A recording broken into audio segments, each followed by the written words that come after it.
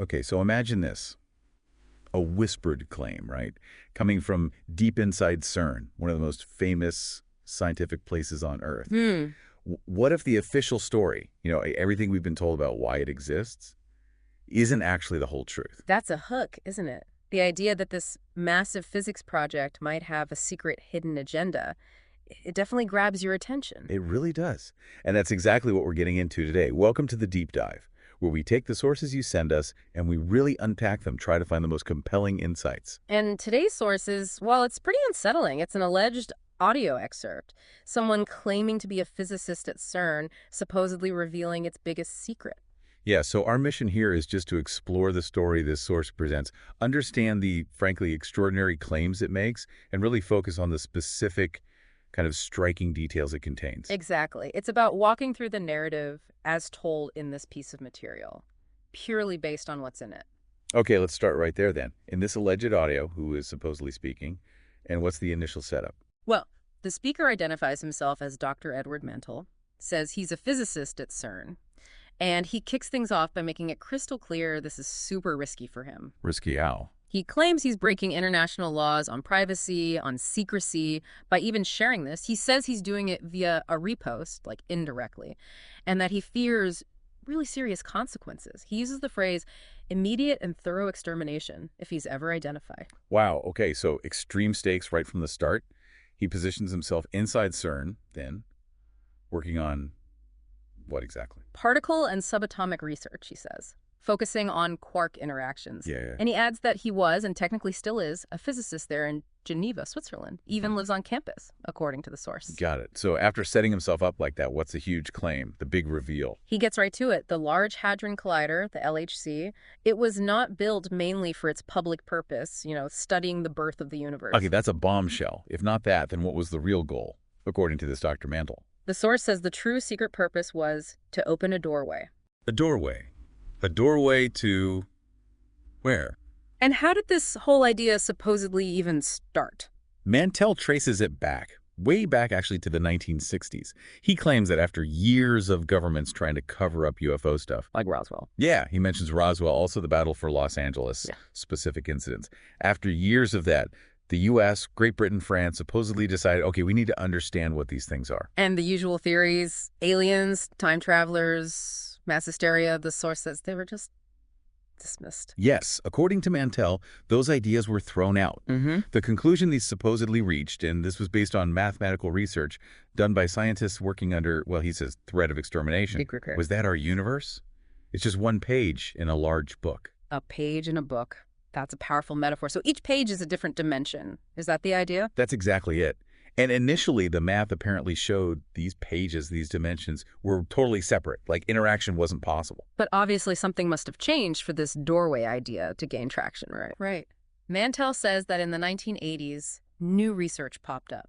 It suggested maybe, just maybe, if you could use an insane amount of energy. How much energy? Enough to concentrate it into a tiny spot like the size of a pinprick, it could theoretically tear our page. Rip a hole, basically. Allow a peek, or maybe even open a full doorway to another universe. And that's the idea they supposedly poured billions into, based on a theory of tearing dimensions. That's what this account alleges, yes. Billions. And this research, this possibility, was apparently presented to an internal group at CERN, codenamed The Family. The Family. Yeah, Mantell says that was the code for department heads. This meeting supposedly happened in March 1981, and he notes many of them had grave concern. Grave concern, but the idea still moved up the chain to governments. Apparently so. The Family supposedly took these concepts to the funding governments. He mentions heads of state from the newly forming EU, plus the US and China. They met in Luxembourg. Okay, so what was the pitch? How do you sell building a reality-ripping machine? The plan, as presented, was to build this massive machine, the LHC, specifically to open that doorway. But crucially, they also claimed they could close it whenever they wanted. Oh, really? Yeah, Mantell sums up their thinking as open, shut. Simple as that. Simple as that. That sounds incredibly, maybe dangerously overconfident, given what they were proposing. You'd think so, right? And the motivation for the governments to pour in what the source calls endless funding. Let me guess. Power. Bingo. According to Mantell, it was all about the potential power. The possibilities were truly staggering, he says. Things like endless energy, faster than light travel, maybe even unimaginable new weapons. That promise, that potential power grab, was the real fuel. So the whole public story about exploring the universe's origins, Yeah. just a cover. Exactly what the source claims. Two narratives running side by side. The public one, and the secret truth known only by the family and these governments. Mantle stresses that most scientists actually working at CERN kept completely in the dark. That idea of a secret inner circle, a hidden purpose within such a huge public project, it's quite something. And Mantle says he's part of this family. Yes, he identifies his own division's family code, FAM 113 Accord. He mentions the original members are mostly retired or gone now. And he claims this group, the family, has been running these secret doorway tests. For how long? Once every 6 months, he says, for the last 10 years leading up to his recording. 10 years of secret tests. Yeah. And what were the results? Doorways. According to Mantle, no. Total failure every single time. They'd cycle through several leaders for these experiments. He calls them fathers, but billions spent and still no open door. Okay, so that failure sets the stage for what? A specific event. Exactly. He zooms in on one particular day, Thursday, January 15th, 2014. Starts off describing it as just an ordinary day at CERN. 2 standard LHC collisions happened, successful from the perspective of the regular researchers. An ordinary day for most, but not for him and the rest of the family. Right. He says around 7 p.m., when most people were heading home, his ID badge suddenly displayed the words living room. Living room. Like code. He immediately knew. It wasn't a normal meeting invite, it was a summons. Time for another clandestine test. And he wasn't alone. No. He says he made eye contact across the way with another family member, Dr. Selin Diord, head of plasma physics, code FAM 0115. Her badge showed the same message. They both knew what it meant and left together. So where did they go for this secret gathering? Some hidden bunker? Actually, no, across campus to Section A to this living room, but Mantle describes it as just a regular basement boardroom. Really? Why there? He says it was chosen specifically because it was ordinary. To avoid suspicion, the last place you'd think they'd be planning reality-altering experiments. Clever, I suppose. So who was in this normal-looking boardroom? The family was assembled, and Mantle introduces the current father, the physicist leading these secret tests. He describes her as young, ambitious, Sandra O'Reilly. What was the vibe? Tense? No. He says controlled excitement, actually. Not really tense. Remember, they'd been doing this every 6 months. It was routine in a way, but maybe with a different edge this time. And what made this night different? What did Father O'Reilly announce? She laid out the plan. Tonight, she said, we try 40 tera-electron volts. 40? 40? How did that go down? Mantel describes just silence, disbelief. He points out their previous tests were only ever between 10 and 20 TV. They had never tried anything that high. So this wasn't just nudging the dial. This was like flooring it compared to before. Exactly. A huge, huge jump. And according to the source, Dr. Akava, head of mathematical physics, spoke up immediately. Objecting. Yeah. Questioned if the machine could even handle that kind of power, and pointed out they'd need double the usual energy draw from the grid just to attempt it. How did Father respond to that? Seems like a pretty major concern. Mantel says she just shot back that the potential outcomes had been looked at, and the Swiss government was already looped in and helping with the power needs. It sounds like the decision was maybe already locked in. But the scientists themselves still had doubts. Oh, yeah. Mantel says Celine, the plasma physics head, was scribbling calculations furiously while Akava was talking. Then she apparently jumped up. And said what? She stated flat out, the math doesn't support that this is possible. We can't just throw the collider to the highest setting and hope for the best. A direct challenge based on the numbers. And Father's reaction to that? The source claims she just ignored it. Ignored both objections, asked if there were any other issues. No one else spoke up. So she said, excellent, then we shall proceed. Told them to meet in the control room at 10 p.m., 2200 hours. Manhill must have had thoughts about the risks involved here. Does he elaborate? He does. He outlines 2 huge risks as he saw them. First, the machine itself. If it couldn't handle 40 TV, it could literally break apart. Destroy the LHC. Yeah. He notes being underground prevents loss of life, but it'd mean billions of dollars just gone, destroyed. And the second risk, what if it worked? What if they did open something at 40 TV? That's maybe even scarier, based on his account. He says the math, the calculations Celine was worried about, only supported being able to close a doorway created between 10 and 30 TV. Nothing for 40. No mathematical basis, he claims, to think they could shut down whatever they opened at that level. But despite all that, he finishes that thought with, all we could do was say yes.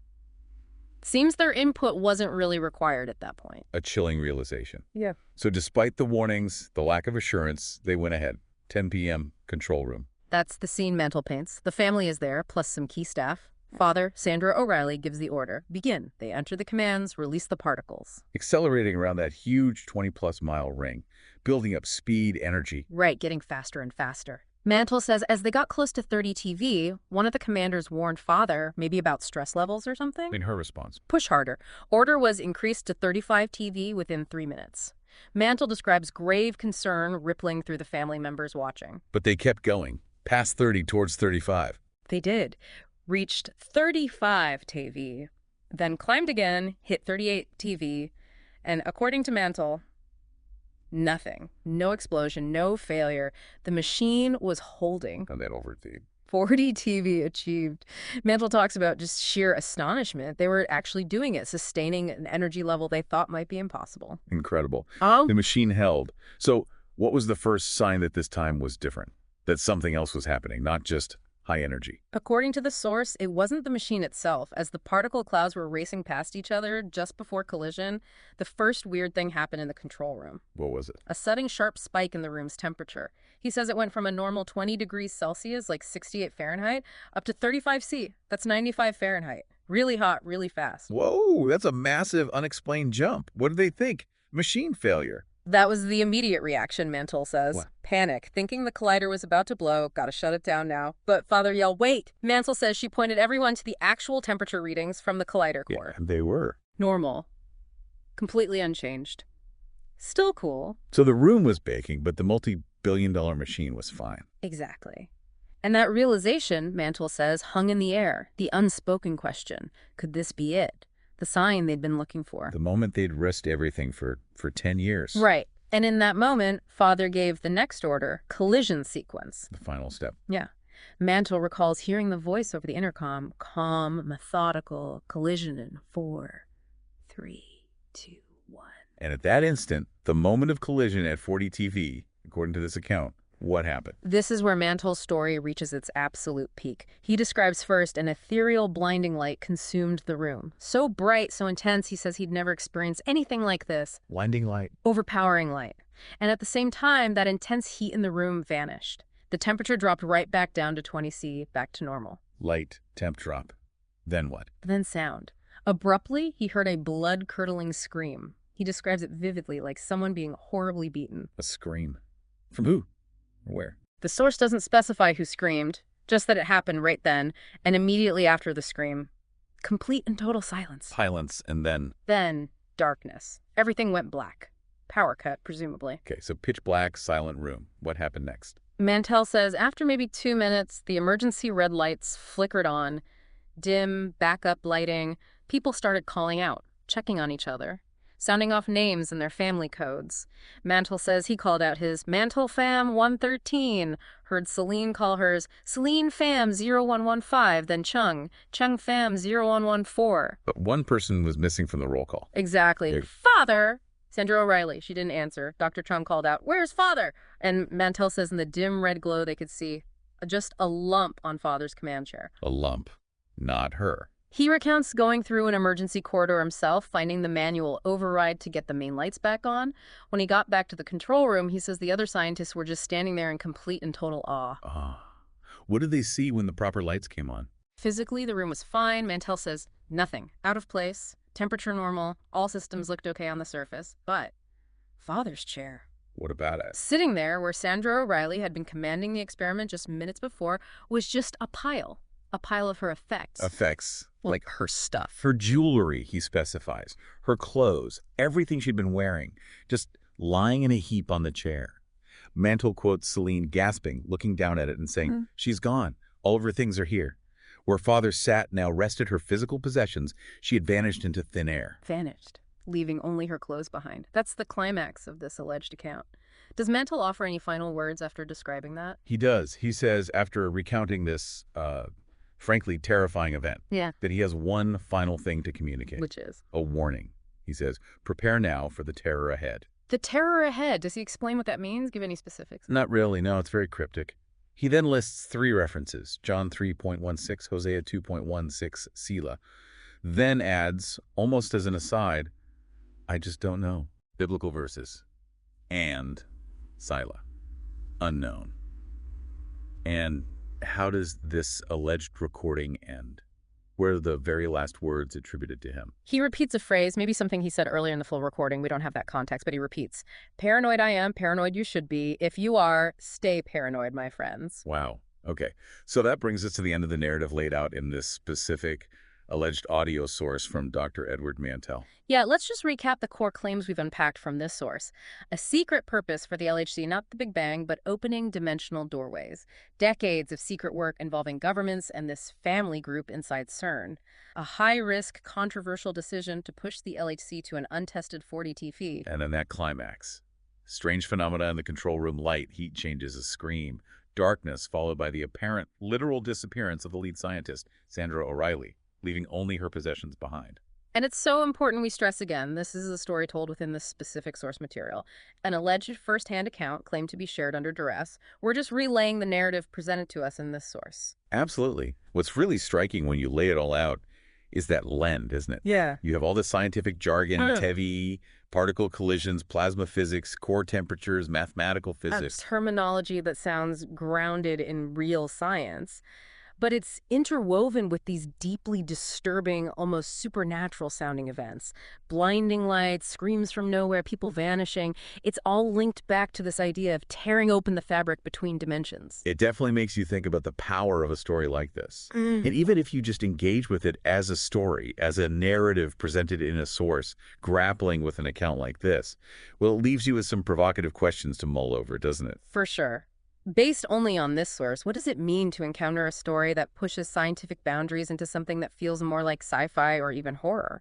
What questions does it spark in you about ambition, the pursuit of power, or maybe forbidden knowledge? And, the unsettling possibility of things existing just beyond our sight if a narrative like this were somehow, against all odds, true. Definitely food for thought after this deep dive.